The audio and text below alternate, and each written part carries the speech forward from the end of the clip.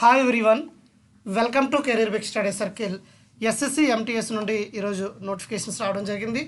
మనకి ఎస్ఎస్సి నుండి చూసినట్లయితే రెగ్యులర్గా నోటిఫికేషన్స్ అనేవి వస్తున్నాయేమో.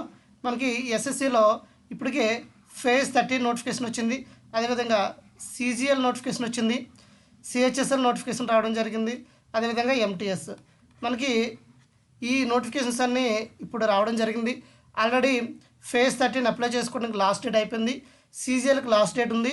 అదేవిధంగా సిహెచ్ఎస్ఎల్కి ఎంటీఎస్కి వీటికి అప్లై చేసుకోవడానికి డేట్లు ఉన్నాయి. కాబట్టి ఇంకెవరైనా అప్లై చేయకపోతే అప్లై చేయండి. ఈరోజు మనకి ఎంటీఎస్ నోటిఫికేషన్ రిలీజ్ అయింది. ఈ ఎంటీఎస్ నోటిఫికేషన్ కోసం ఇన్ డీటెయిల్గా తెలుసుకుందాం. ఇక్కడ మనకు చూడండి, ఇంపార్టెంట్ డేట్స్ ఇవ్వడం జరిగింది. డేట్ ఫర్ ఆన్లైన్ సబ్మిషన్ మనకి 26వ తేదీ, అంటే మనకి 26వ తేదీ నిన్నటి నుండి స్టార్ట్ అవ్వడం జరిగింది. 24వ తేదీ 7 నెల 24వ తేదీ వరకు అప్లై చేసుకోవడానికి డేట్ ఉంది. కాబట్టి ఎవరు కూడా లాస్ట్ మినిట్ వరకు వెయిట్ చేయొద్దు, తొందరగానే మీరు అప్లై చేయండి. ఎండింగ్ వచ్చేసరికి సర్వర్ ఇష్యూస్ వస్తాయి కాబట్టి మీరు తొందరగానే అప్లై చేసుకోండి. తర్వాత last date and time receipt of online application ఎప్పుడంటే 7 నెల 24. ఫీ పేమెంట్కి ఎప్పుడంటే 7 నెల 25 తేదీ. మీరైనా అప్లై చేసేటప్పుడు ఏమైనా మిస్టేక్స్ ఉంటే దాన్ని కరెక్ట్ చేసుకోవడానికి విండో అనేది మనకి ఎప్పుడు ఓపెన్ అవుతుంది అంటే 7 నెల 29వ తేదీ నుండి 7 నెల 31వ తేదీ వరకు విండో ఓపెన్ అవుతుంది. అప్పుడు మీరు విండోని కరెక్ట్ చేసుకోవచ్చు. దీని యొక్క ఎగ్జామినేషన్ డేట్ చూసినట్లయితే ఎప్పుడంటే 20th సెప్టెంబర్ నుండి 24th అక్టోబర్ వరకు ఉంది. అంటే సెప్టెంబర్ 20వ తేదీ నుండి అక్టోబర్ 24 వరకు మనకి ఈ ఎంటీఎస్ ఎగ్జామ్స్ అయితే జరుగుతున్నాయి. మీకు ఏమైనా డౌట్స్ ఉంటే ఈ టోల్ ఫ్రీ నెంబర్కి కన్సల్ట్ అవ్వచ్చు. ఇక్కడ మనకి ఎన్ని పోస్టులు ఉన్నాయి ఏంటని చూసినట్లయితే ఇక్కడ మనకి ఇందులో 2 రకాలైన పోస్టులు ఉంటాయమ్మా. ఇక్కడ మనకి ఎంటీఎస్ పోస్టులు ఉంటాయి, అదేవిధంగా హవల్దార్ ఉంటాయమ్మా. హవల్దార్ ఎంటీఎస్ వేరు, హవల్దార్ వేరు, ఈ 2 కలిపి పోస్టులు వేరు. ఎంటీఎస్ చూసినట్లయితే ఎన్ని వేకెన్సీస్ ఉన్నాయంటే ఇక్కడ 22 vacancies post are under MTS vacancies being collected. ఇక్కడ మనకి వేకెన్సీస్ అనేవి ఇంకా కలెక్ట్ చేస్తున్నారు ఎంటీఎస్వి. అదేవిధంగా హవల్దార్ చూసినట్లయితే సిబిఐసి అండ్ సిబిఎన్లో మనకి 1075 పోస్టులు ఉన్నాయి, ఇంకా ప్లస్ అని చెప్తున్నారు. కాబట్టి ఈ పోస్టులు ఇంకా ఇంక్రీజ్ అవుతాయి. సో ఈ పోస్టులు పెరిగే అవకాశాలు మనకి ఉన్నాయి. కాబట్టి ఎవరైతే ఎలిజిబిలిటీ ఉందో దీనికి 10th క్లాస్ క్వాలిఫికేషన్ అమ్మ. 10th క్లాస్ ఎవరైతే పాస్ అయి ఉన్నారో వాళ్ళందరూ కూడా ఎలిజిబుల్ అవుతారు. అయితే దీని ఒక ఏజ్ క్రైటీరియా అనేది మనకి ఇంపార్టెంట్, అది కూడా మీకు చెప్పే ప్రయత్నం చేస్తాను. ఇక్కడ ఎన్ని పోస్టులు ఉన్నాయంటే చూడండి 1075, ఇది ఇంక్రీజ్ అయ్యే అవకాశాలు అయితే ఉన్నాయి. అదేవిధంగా మనకి రిజర్వేషన్స్ కూడా ఉంటాయి. ఓబీసీ, అదేవిధంగా మనకి ఓబీసీ, ఎస్సీ, ఎస్టీ వాటి యొక్క రిజర్వేషన్స్ కూడా ఉంటాయి. అవి కూడా క్లియర్గా ఎక్స్ప్లెయిన్ చేస్తాను చూడండి. ఇక్కడ మనకి ఏజ్ రిలాక్సేషన్ అనేది ఇక్కడ చూడండి, age limit important. Age limit మనం చూద్దాం. ఇక్కడ age limit, the crucial date for age recovering fixed ఎప్పుడు అంటే ఇక్కడ చూడండి ఆగస్టు 1వ తేదీ 2025 అకార్డింగ్ ఈ డేట్ ప్రకారంగా మనకి డేట్ని ఫిక్స్ చేయడం జరిగింది.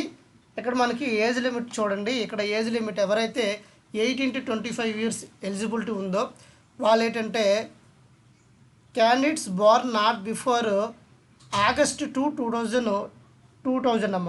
అంటే 2000 సంవత్సరం 8 నెల 2వ తేదీ ముందు పుట్టిన వాళ్ళు ఈ నోటిఫికేషన్కి ఎలిజిబుల్ కాదు. అదేవిధంగా 2007 8 నెల 1వ తేదీ తర్వాత పుట్టిన వాళ్ళు ఈ నోటిఫికేషన్కి ఎలిజిబుల్ కాదమ్మా. ఇది age, first of all age criteria. అందరూ కూడా 10th క్లాస్ క్వాలిఫికేషన్ ఉంటుంది, కానీ ఏజ్ క్రైటీరియా అనేది మనకి ఇంపార్టెంట్. ఆ ఏజ్ క్రైటీరియా చూసినట్లయితే ఇక్కడ మనకి ఇంపార్టెంట్ పాయింట్స్ ఇవి.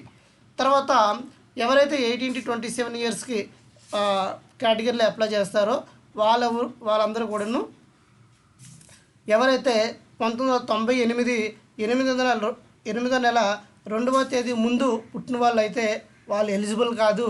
అదేవిధంగా 2007 తర్వాత పుట్టిన వాళ్ళు కూడా 2007 8 నెల 1వ తేదీ తర్వాత పుట్టిన వాళ్ళు కూడా ఈ నోటిఫికేషన్కి ఎలిజిబుల్ కాదు.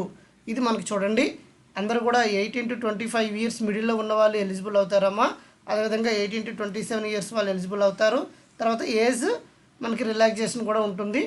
ఆ ఏజ్ రిలాక్సేషన్తో పాటుగా ఇవి మనకి ఇంపార్టెంట్ పాయింట్స్. ఇక్కడ మనకి ఏజ్ రిలాక్సేషన్ చూసినట్లయితే ఎస్సీ ఎస్టీకి చూసినట్లయితే 5 years ఉంటుంది, ఓబీసీకి 3 years ఉంటుంది, అన్రిజర్వ్డ్ చూసినట్లయితే 10 years, ఓబీసీకి 13 years, 15 years. ఇది ఎవరికి ఏరియాస్ కేటగిరీస్. జనరల్ ఓబీసీ వాళ్ళకి ఎంత అంటే 3 years అనేది ఏజ్ రిలాక్సేషన్ ఉంటుందన్నమాట. తర్వాత మనకి దీని యొక్క ఎలిజిబిలిటీ చూడండి, ఎలిజిబిలిటీ కూడా మనకి చూద్దాం. తర్వాత దీని యొక్క ఎగ్జామినేషన్ అనేది తెలుగులో ఉంటుందమ్మా.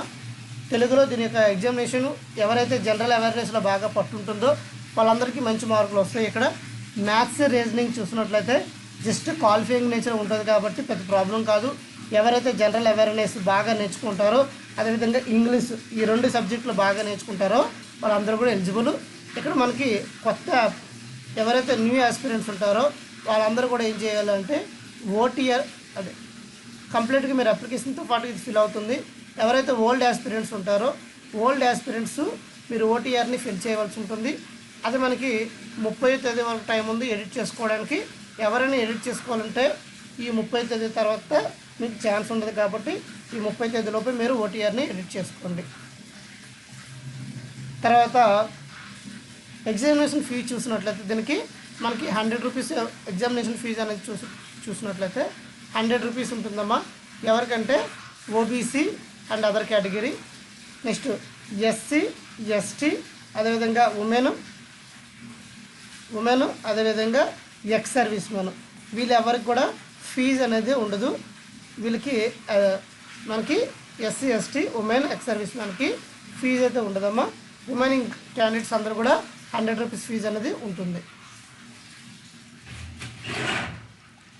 నెక్స్ట్ మనకి ఇక్కడ మనకి చూసినట్లయితే హౌ టు అప్లై అంటున్నాడు. ఎలా అప్లై చేయాలంటే ఇదిగోండి ఈ వెబ్సైట్ ఉంది sec.government.in. ఈ వెబ్సైట్లో మీరు లాగిన్ అయ్యి మీరు అప్లై చేసుకోవచ్చు. లేదు అంటే మై ఎస్ఎస్సి అని ఒక మొబైల్ యాప్ ఉంది. ఈ మొబైల్ యాప్లో కూడా మీరు ఈజీగా అప్లై చేసుకోవచ్చు అండి మొబైల్ యాప్లో. తర్వాత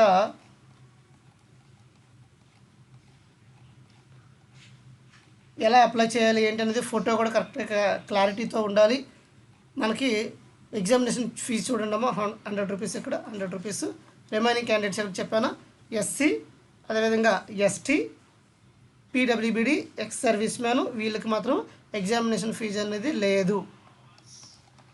తర్వాత దీని యొక్క మనకి ఎగ్జామినేషన్ ప్రాసెస్ చూసినట్లయితే ఎగ్జామినేషన్ ఎలా ఉంటుంది అనేది చూసినట్లయితే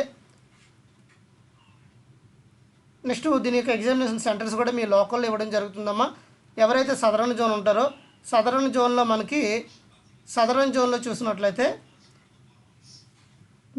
మీ లోకల్లో ఉన్న ఫర్ ఎగ్జాంపుల్ విశాఖపట్నం అవ్వచ్చు, విజయనగరం అవ్వచ్చు, రాజమండ్రి అవ్వచ్చు, తర్వాత హైదరాబాదు. ఒకసారి చూడండి ఎవరైతే సదరన్ జోన్లో అంటే మన జోన్లో ఉంటారో ఆంధ్రప్రదేశ్ అదేవిధంగా తమిళనాడు, పుదుచ్చేరి, తెలంగాణ వీళ్ళందరూ కూడా సదరన్ జోన్లోకి వస్తారమ్మా. వీళ్ళ యొక్క ఎగ్జామినేషన్ సెంటర్స్ లోకల్లో ఉంటాయి. గుంటూరు, కర్నూలు, రాజమండ్రి, తిరుపతి, విశాఖపట్నం, విజయవాడ, కాకినాడ, చీరాల, విజయనగరం, ఒంగోలు, శ్రీకాకుళం, ఏలూరు, పుదుచ్చేరి, చెన్నై, కోయంబత్తూరు ఇలా మనకి ఎగ్జామినేషన్ సెంటర్స్ ఇలా ఇవ్వడం జరిగింది. మీకు దగ్గరలో ఉన్న ఎగ్జామినేషన్ సెంటర్ని మీరు ఆఫ్ చేసుకోండి. తర్వాత స్కీమ్ ఆఫ్ ఎగ్జామినేషన్ చూడండి. స్కీమ్ ఆఫ్ ఎగ్జామినేషన్ ఇక్కడ క్లియర్గా ఇది ఇంపార్టెంట్ అమ్మా. ఇది మీకు తెలిస్తే మీరు ఎలా ప్లాన్ చేసుకోవాలో మీకు తెలుస్తుంది. ఇక్కడ మనకి సెషన్ 1 సెషన్ 2 అని 2 ఉంటాయి. సెషన్ 1లో చూసినట్లయితే అర్థమెటిక్ రీజనింగ్ కలిపి ఒక సెషన్ అమ్మ.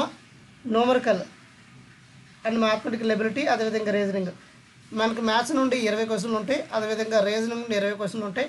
టోటల్గా మనకి 20 × 30 20 × 3 60 మార్కులకి 20 × 3 60 మార్కులకి ఇవి మనకి 120 మార్కులకు ఉంటుందమ్మా. ఈ 120 మార్కులకి జస్ట్ మీరు క్వాలిఫైయింగ్ మార్కులు వస్తే చాలు. వీటికి 45 minutes టైం ఇవ్వడం జరుగుతుంది. తర్వాత సెషన్ 2 మిమ్మల్ని జాబ్ డిసైడ్ చేసేది ఏంటంటే ఈ సెషన్ 2 అమ్మ. ఎవరైతే జనరల్ అవేర్నెస్లో ఇంగ్లీష్ లాంగ్వేజ్లో ఎక్కువ మార్కులు వస్తాయో వాళ్ళకే ఈ జాబ్ వస్తే అవకాశం ఉంది. ఎందుకంటే మనకి సెషన్ 1లో జస్ట్ క్వాలిఫై అయితే చాలు, మనకి నెగిటివ్ మార్కింగ్ కూడా ఉండదు. కాబట్టి మీరు ఈజీగా వీటిని క్వాలిఫై అవ్వచ్చు. బట్ ఇక్కడ సెషన్ 2 అనేది మిమ్మల్ని డిసైడ్ చేస్తుంది, మీ జాబ్ని డిసైడ్ చేస్తుంది. ఇక్కడ మనకి general awareness 25 questions, English 25 questions, టోటల్గా 50 questions. Each question carry 3 marks కాబట్టి 150 మార్క్స్ అమ్మా. ఈ 150 మార్క్స్కి మీకు ఒక 120 ప్లస్ మార్కులు వచ్చాయనుకోండి, ఈజీగా మీకు జాబ్ వచ్చే అవకాశాలు ఉన్నాయి. కాబట్టి ఇక్కడ తెలుగులో కూడా పేపర్ ఉంటుంది, మీరు నీట్గా ప్లాన్ చేసుకోండి, మీరు జాబ్ ఈజీగా క్రాక్ చేయొచ్చు. తర్వాత మన ఛానల్లో చూసినట్లయితే ఎస్ఎస్సి ఎంటీఎస్ అని ఒక ప్లేలిస్ట్ ఉంటుందమ్మా. ఎస్ఎస్సి ఎంటీఎస్ అని ఒక ప్లేలిస్ట్ ఉంటుంది, ఒక్కసారి చూడండి. ఆ ప్లేలిస్ట్లో మీకు నెంబర్ ఆఫ్ క్లాసెస్ అనేవి చేయడం జరిగింది. ఆ క్లాసెస్ అన్నీ మీకు యూజ్ఫుల్ అవుతాయి. సో ఛానల్ సబ్స్క్రైబ్ చేసుకోండి రెగ్యులర్ అప్డేట్స్ కోసం. మరికొద్ది రోజుల్లో నేను ఎస్ఎస్సి ఎంటీఎస్కి సంబంధించి క్వశ్చన్ పేపర్స్ కూడా ఎక్స్ప్లెయిన్ చేసే ప్రయత్నం చేస్తాను.